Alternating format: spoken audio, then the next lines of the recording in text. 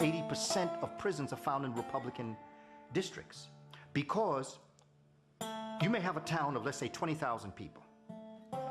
Let's say you have 20,000 prisoners in the prison in your community. When it's time to be taxed, when it's time to get money from the government, you have 40,000 people. And even though those other 20,000 never get money that are in prison, they're accounted for in your population.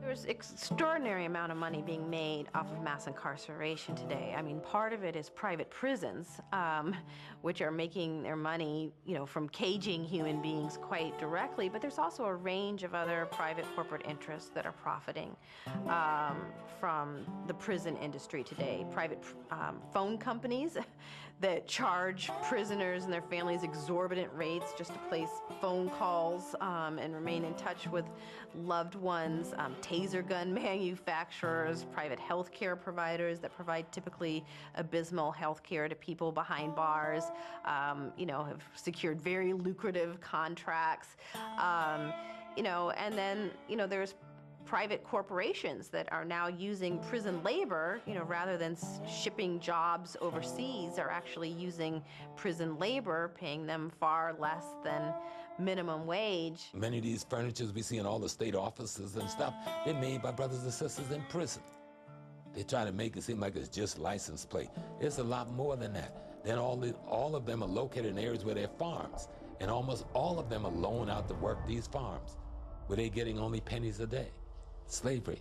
Many of these agencies get rewarded in cash by the millions for the sheer numbers of people swept in for drug offenses, which helps to explain why so many law enforcement agencies go out looking for the so-called low-hanging fruit, stopping, frisking, searching as many people as possible in the hopes of boosting their numbers up and continuing to qualify for funding. Anytime you can put your prison on the stock market, it means you already have a methodology to guarantee the commodity, and the commodity is the imprisoned young black man and woman.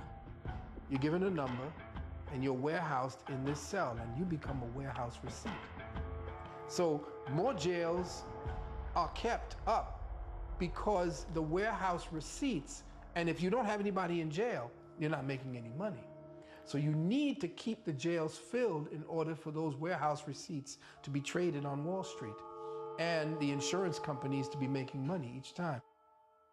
Drug markets, much like American society generally, are fairly segregated by race. Black folks typically sell to black folks, Latinos to each other. Drug markets even segregated by class. University students sell to each other.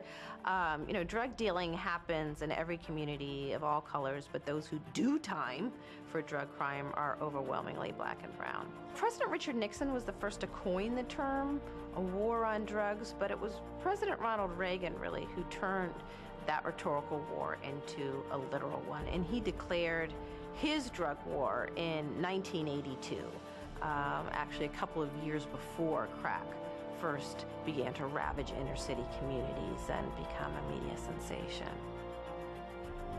The media frenzy around crack cocaine didn't just happen, it was actually part of, a political campaign conducted by the Reagan administration to sensationalize crack use in inner city communities to boost public support for a drug war they had already declared and persuade Congress to devote millions more dollars to waging it. After crack became a media sensation, harsh mandatory minimum sentences started sailing through Congress, harsh mandatory minimum sentences for minor drug offenses, sentences longer than murderers receive in many other Western democracies.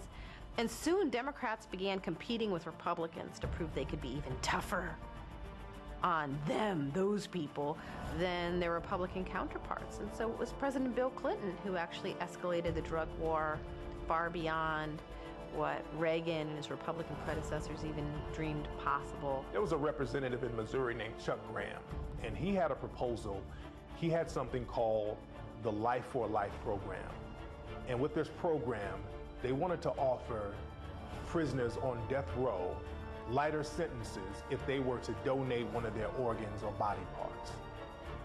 Well, the war on drugs was part of a grand Republican Party strategy known as the Southern Strategy of using racially coded, get tough appeals on issues of crime and welfare to appeal to poor and working class whites, particularly in the South, who were anxious about or resentful of many of the gains of African Americans in the civil rights movement.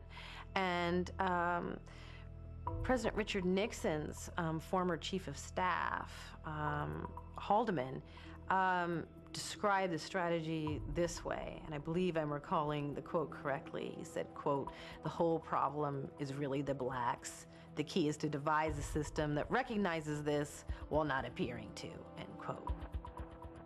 The meth epidemic has been severe, and some have argued that the meth epidemic is actually far worse than what the crack epidemic was in terms of the harm that it caused. But there hasn't been any media frenzy associated with the meth epidemic. There has been an increase in the number of whites going to prison for drug offenses since the meth epidemic, but there hasn't been an all-out war waged against, people who are predominantly white, who use and sell meth.